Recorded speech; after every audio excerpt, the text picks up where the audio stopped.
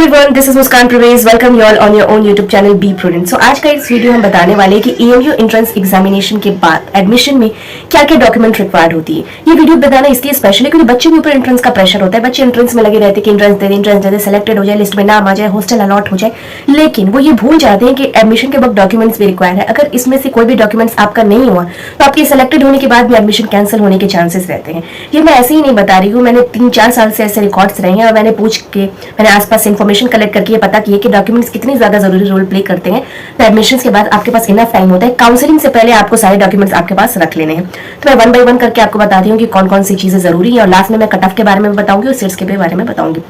सबसे पहले आपके पास क्वालिफाइंग डॉक्यूमेंट्स मार्कशीट होनी चाहिए, यानी कि अगर आप 11th का एंट्रेंस देने जा रहे हैं तो आपके पास 10th के मार्कशीट होनी चाहिए। अगर आप किसी और जैसे कि बीए, बीकॉम, बीएससी में जाने वाले तो आपके 12th के सर्टिफिकेट्स होने चाहिए। तो आपकी क्वालिफाइंग मार्कशीट होनी चाहिए आपके पास, ये आपका पहला डॉक्यूमेंट है।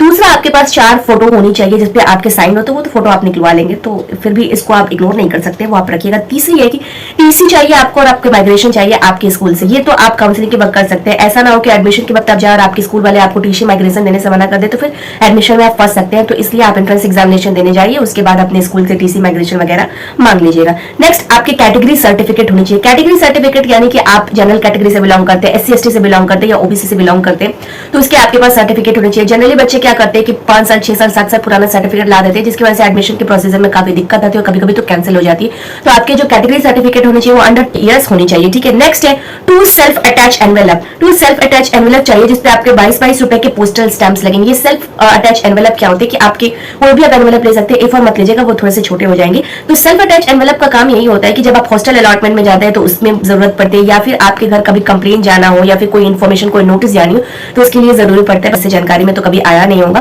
कभी ये हॉस्टल को लेके, ये जो वगैरह को लेके कभी जो कंप्लेन वगैरह होती है उसके बाद से ये सारी चीजें जाती हैं, तो ये ज्यादा, तो आपके पास फिर भी आप हॉस्टल अलॉटमेंट है या नहीं है ये आपको देना जरूरी होता है, तो आप ले लीजिएगा। नेक्स्ट आता है 2 अंडरटेकिंग आपको देने पड़ते हैं। एक तो आपके पेरेंट्स की तरफ से देने पड़ते हैं कि आप रैगिंग में इन्वॉल्व ना हो या फिर आप ऐसी कोई भी चीजें नहीं करेंगे जिससे कि स्कूल की, इंस्टीट्यूशन की प्रतिष्ठा पे सवाल उठे। नेक्स्ट है कि आप एक सेल्फ क्या करेंगे और अंडरटेकिंग देंगे। ये आपको पहले एफिडेविट बनाना होता था, लेकिन अभी आपका क्या है कि आप प्लेन पेपर पे भी लिख के इसको दे सकते हैं। तो ये थे एडमिशन के लिए रिक्वायर्ड डॉक्यूमेंट। अभी हम बात कर लेते हैं कि हॉस्टल अलॉटमेंट कैसा होता है। तो आप समझिए कि जितने ज्यादा आपके ज्यादा नंबर आए उतने ज्यादा चांसेस है हॉस्टल अलॉटमेंट के। सबसे पहले क्या होता है कि वेटिंग में, जो पिछले ईयर्स के वेटिंग में जो लोग थे उनको हॉस्टल पहले मिलती है, बाद में आपके हॉस्टल्स मिलते हैं। और याद रखिए कि अगर आपके सिलेक्टेड लिस्ट में नाम आ गया तो हॉस्टल तो डेफिनेटली आपको मिल जाएगा। ईएमयू में एडमिशन लेने का, एंट्रेंस देने का लोगों को इतना ज्यादा जुनून इसलिए होता है क्योंकि मान लीजिए 11th 12th अगर आप किसी सीबीएसई स्कूल से करते हैं तो आपका होल ईयर का 80K से लेकर 90K तक आपका चार्जेस हो सकता है। लेकिन ईएमयू में वही एकदम मिनिमम चार्जेस पे आपका क्या हो सकता है, पूरा होल ईयर निकल सकते हैं। तो वही मैं आपको ईएमयू एडमिशन की फी स्ट्रक्चर के बारे में बताने वाली हूँ क्लास 11 साइंस के। तो ईएमयू एडमिशन का जो एडमिशन फी है वो है 9625 रुपीज, ठीक है। ये है आपके, अगर आपने हॉस्टल अलॉट हुआ है आपको, तो हॉस्टल की fee for the whole year आपकी रहने वाली है 3700 रुपीज, ओके। और अगर मेस में है तो मेस में तो ऑब्वियसली आपको रहेगा, तो पर मंथ आपको 1400 रुपीज देनी होगी। तो आप मान के चल सकते हैं कि 9000 रुपीज आपका 11 साइंस में लगने वाला है। अब हॉस्टल अलॉटमेंट होती कैसे है, तो फाइल का प्रोसीजर होता है, फाइल वर्क होता है। तो जिसका फाइल वर्क पहले कंप्लीट हो जाता है, हॉस्टल पहले उसको अलॉट हो जाता है। अब हम बात कर लेते हैं कट ऑफ पे। तो कट ऑफ पे मैं आपको बात करूंगी और कट ऑफ आपको स्क्रीन पे भी देखने को मिल जाएगा, तो आप वहां से आपका क्रॉस चेक कर सकते हैं कि आप किस कैटेगरी से बिलोंग करते हैं। सबसे पहले मैं 11 साइंस के बारे में बात करूंगी। इंटरनल बॉय और इंटरनल गर्ल का जो कट ऑफ है वो पिछले साल का मैं कट ऑफ बता रही हूँ, इस साल का कट ऑफ तो अभी एग्जाम के बाद ही पता चल पाएगा। तो जो कट ऑफ बॉयज के लिए था वो 43 से 48 का था और गर्ल्स के लिए 43 से 48 का था, जबकि एक्सटर्नल बॉयज एंड गर्ल्स के लिए 55 से 60 का कट ऑफ था। इसी के बेसिस पे मैंने आपको बताया कि मैक्सिमम कट ऑफ जो था 60 से ऊपर कभी गया ही नहीं है। डिप्लोमा इंजीनियरिंग की मैं बात करूं तो internal boys and internal girls के लिए, तो इंटरनल बॉयज के लिए 38 से 43, इंटरनल गर्ल्स के लिए 40 से 45 कट ऑफ गया है। एक्सटर्नल बॉयज एंड गर्ल्स की बात करें तो 53 से 58 कट ऑफ गया है। 11 आर्ट्स के बारे में बात करूं तो इंटरनल बॉयज का है 28 से 33 कट ऑफ था, इंटरनल गर्ल्स का 28 से 33 था, जबकि एक्सटर्नल गर्ल्स के लिए आपका था 38 से 43 और बॉयज के लिए भी 38 से 43।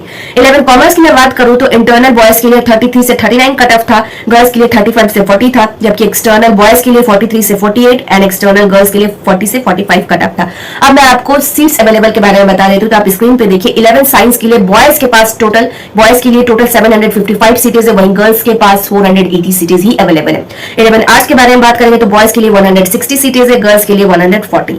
कॉमर्स के बारे में बात करूं तो बॉयज के लिए 210 एंड गर्ल्स के लिए ओनली 60 सीट्स आर अवेलेबल। और डिप्लोमा इंजीनियरिंग की बात करूं तो बॉयज के लिए 384 एंड गर्ल्स के लिए ओनली 96 आर अवेलेबल। सो ये रही आज की एएमयू के बारे में एडमिशन प्रोसीजर से लेके cut off, seats and everything, hostel allotment की सारी वीडियो। अगर आपको पसंद आए तो please like, subscribe and share and don't forget to follow and comments. Thanks for watching.